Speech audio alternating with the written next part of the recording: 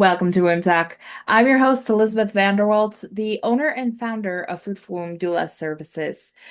I want to welcome you so much. This space is dedicated just for you. It doesn't matter where you are in your journey of womanhood, whether it's menopause or pregnancy, postpartum, or even trying to conceive, or just being a woman.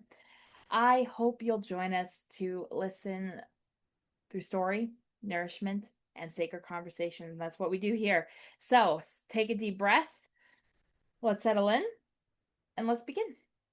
So, first off, I want to talk about today. We're talking about the art of slowing down and why rest matters before birth. So, obviously, as we know, the 9-month period of pregnancy, maybe 10 months if you go over, and that's okay.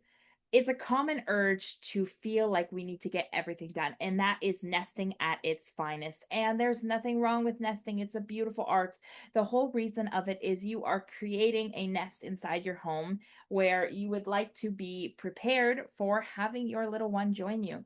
So you'll find that you'll fill your calendar quickly with last minute errands, maybe work tasks that need to get done, and any type of social plans before baby gets born. I don't know why I did air quotes. If you're watching the video of this, forgive me. So, I want to tell you about why it is important that instead of the speed up that we do, that we feel like a little hamster on a spinning wheel, Ferris wheel, I forget what they call it for hamsters. I want you to think about slowing down. Here's why you need to put your feet up, relax.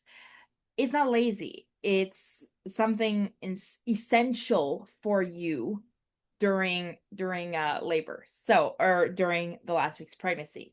So, I want to talk about how you are building up for a big moment.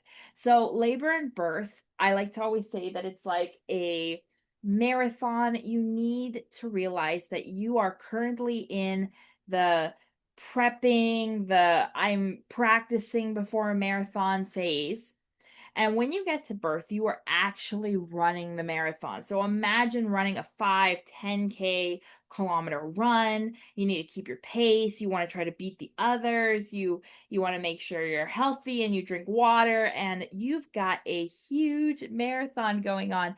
And to get to a finish line, you want to make sure that you're conserving any type of energy in that lead up, that practice run that we were talking about. So that energy that you are saving up and you are storing is going to be crucial after the birth. So remember that besides your baby growing inside of you, you are changing. So even if this is your first, third, or fifth, or however many kids you have, you are changing just a little bit again. Your body knows that shift of all your internal organs. Your home is changing the dynamic again, the layout of everything. Everything is changing when you add a new addition to the family, whether it's a dog or a human. I like to always say each one will change everything. So the transition into motherhood is very profound work. And so when you need to slow down, this helps give your nervous system a chance to shift gears, to just take a deep breath and just get out of doing all of this planning and this organizing. Do a little bit of prep work. I'm not saying I'm completely against it, but remember, you need to make space for your body to catch up with what's going to unfold. And sometimes you need to just embrace the last few weeks of being pregnant, even though you're saying they're like, oh, my feet hurt and I'm uncomfortable and I can't sleep right. Those are not wonderful feelings at all. Completely agree. I also would complain about them when and if the chance happens to me. I am certain I will. But you want to remember that rest is preparation and it's not inactivity. So, how can you rest during your final weeks of pregnancy without feeling like you're lazy or you're not doing anything? First off, I want you to consider napping during the day if you feel overly exerted. When you come to early labor, I like to always say the same thing, rest, because you don't know how long you'll be in labor for. You don't know how many days. When the contractions pick up, you may not be able to sleep. I oftentimes see no mothers sleep through contractions that are more intense unless you have an epidural. So, resting now is helping you rest for later. And I want to also ask if you have a bathtub to consider soaking in a warm bath. There's lots of different herbal blends, there's Epsom salts, there's a lot of different things you can do to just have a relaxing bath. And the hot water feels nice on the ligaments as well. If you're doing hypnobirthing, or you like calm music, or make a new playlist of meditations, or whatever it is, take a moment to just actually listen. Don't think about what's happening tomorrow. Don't think about what you're doing today. It's just about the right now, the presence. Can you hear yourself? Can you hear the music, understand the words, and just listen to your breath or actually feel your breath? If you get a chance to and financially are able, I highly suggest getting a massage or acupuncture uh, down. Get acupuncture done because these two not only are beneficial for helping promote your labor, but is also a way for you to relax and just really gather yourself before your baby comes. And treat yourself. You deserve it. And I also want to suggest, as a last final tip, that you want to remember to journal or read or just lie with your hands on your belly. And welcome Pretzel to the podcast. If you're listening and not watching, Pretzel is my gray-haired cat. She is bothering my dog right now, and so she's deciding to come and share it with us. Her fun.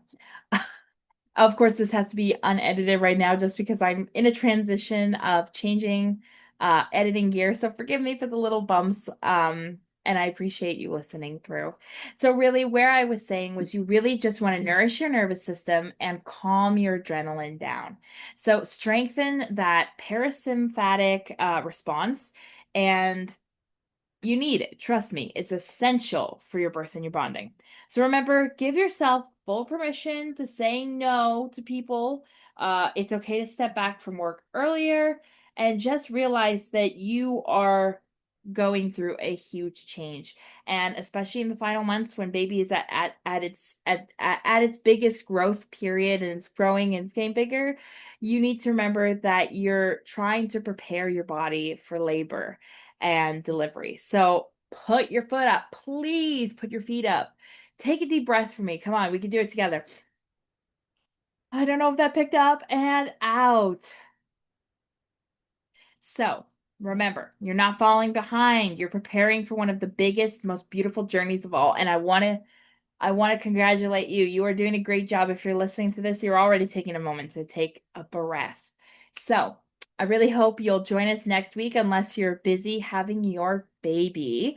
And join us for another podcast episode where we deep dive into conversations with other people, or we just have me rambling in your ear and you're getting some tips at the same time. Thank you so much for joining us, and I hope you have a wonderful day.